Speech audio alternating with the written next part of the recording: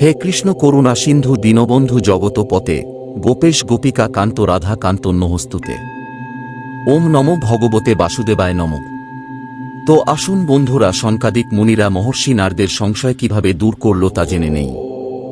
স্নকাদিক মুনিরা বললেন, হে মহর্ষি, শ্রীমদ্ভাগবতের কথা বেদ ও উপনিষদের সারাংশ নিয়েই তৈরি।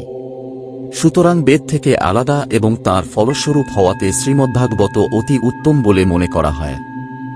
গাছের শিকড় থেকে শুরু করে শাখা প্রশাখা পর্যন্ত যেমন রসে সিক্ত থাকে, কিন্তু সেই অবস্থায় ওই রস আস্বাদন করা যায় না, সেই রসই বৃক্ষের ফলস্বরূপে পরিণত হলে সংসারের সকলের কাছে প্রিয় হয়।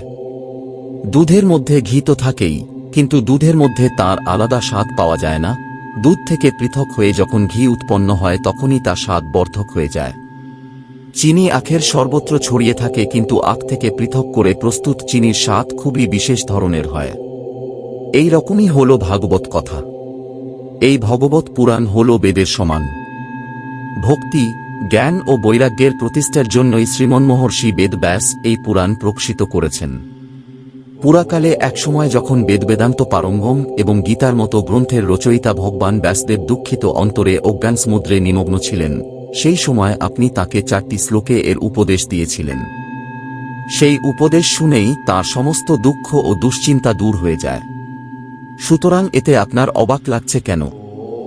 আর আপনি প্রশ্নই বা করছেন কেন? শোক ও দুঃখ বিনাশকারী শ্রীমদ্ভাগবত পুরাণই আপনার তাঁদেরকে শোনানো উচিত।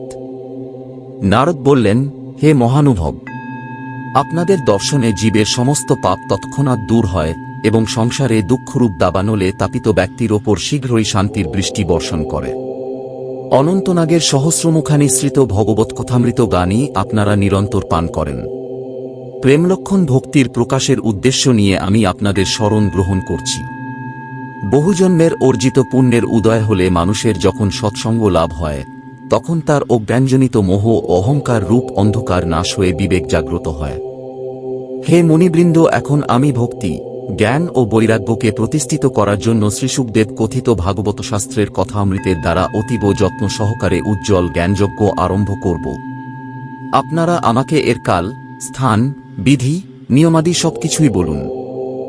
স্নকাদিক কুমারগণ বললেন, হে মহর্ষি, আপনি অত্যন্ত বিনীত ও বিবেকশীল, সেই জন্য এই সবই আমরা আপনাকে বলছি, শুনুন। হরিদ্বারের কাছে আনন্দঘাট নামে গঙ্গার একটি ঘাট আছে।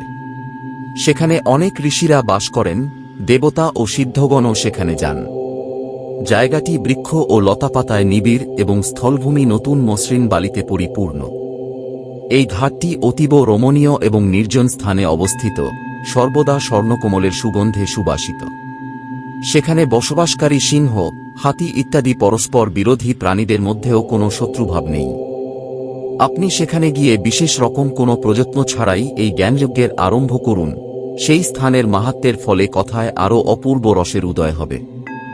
ভক্তিদেবীও তাঁর চোখের সামনে নির্বল ও জরাজীর্ণ অবস্থায় পড়ে থাকা 2 পুত্র জ্ঞান ও বৈরাগ্যকে সঙ্গে নিয়ে সেখানে উপস্থিত হবেন। কারণ ভাগবত কথা যেখানেই হোক না কেন, সেখানে ভক্তি দেবী নিজের থেকেই পৌঁছে যান, এবং এই ভাগবত কথা কানে গেলেই এই 3 জনে আবার তারুণ্য প্রাপ্ত হবেন। সুত বললেন, আর এই কথা বলেই সনকাদি কুমারগণ ও নারদের সাথে শ্রীমদ্ভাগবত কথামৃত পান করার লোভে সেই জায়গা থেকেই তৎক্ষণাৎ গঙ্গা তটে উপস্থিত হলেন। তাঁরা যখন সেই গঙ্গা তটে পৌঁছলেন, তার মধ্যেই ভূলোক, দেবলোক ও ব্রহ্মলোক সর্বত্র এই সংবাদ রটে গেছে। ভগবত কথারসিক বিষ্ণু ভক্তেরা যে যেখানে ছিলেন, শ্রীমদ্ভাগবতামৃত পান করার জন্য সকলের আগে দৌড়ে দৌড়ে আসতে লাগলেন। ঋষি ভৃগু, বশিষ্ঠ, চ্যবন, গৌতম, মেধাতিথি, দেবল, দেবরাত, পরশুরাম, বিশ্বামিত্র, শাকল, মার্কেন্ডেয়, দত্তাত্রেয়, পিপ্পলাদ, যোগেশ্বর ব্যাস এবং পরাশর আদি সব প্রধান মুনিগণই নিজ নিজ সন্তান, শিষ্য ও সহধর্মিণীদের নিয়ে আনন্দের সাথে সেখানে এলেন।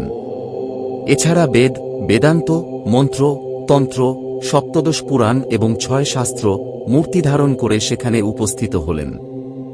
গঙ্গা ইত্যাদি নদী, পুষ্করাদি সরোবর, কুরুক্ষেত্র প্রভৃতি সমস্ত ক্ষেত্র, দিকসমূহ, দণ্ডকাদি অরণ্য, হিমালয়াদি পর্বত এবং দেব গন্ধর্ব ও দানবাদী সকলেই সেই ভাগবত কথা শোনার জন্য এসে গেলেন। যারা নিজেদের শ্রেষ্ঠ মনে করে আসতে চাইলেন না, মহর্ষি ভৃগু তাদের বুঝিয়ে সুঝিয়ে নিয়ে আসলেন।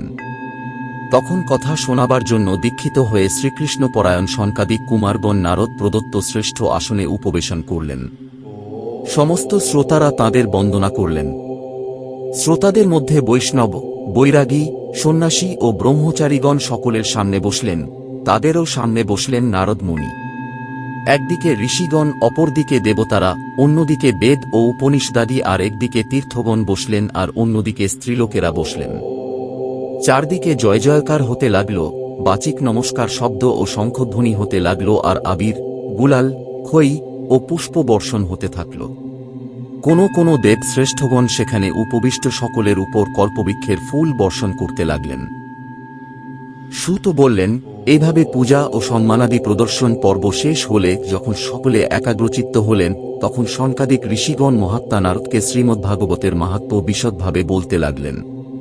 তো আসুন বন্ধুরা, নারদমুনির সঙ্গে সঙ্গে আমরাও সেই মাহাত্ম্য শোনার জন্য পরবর্তী ভিডিওতে নজর রাখি।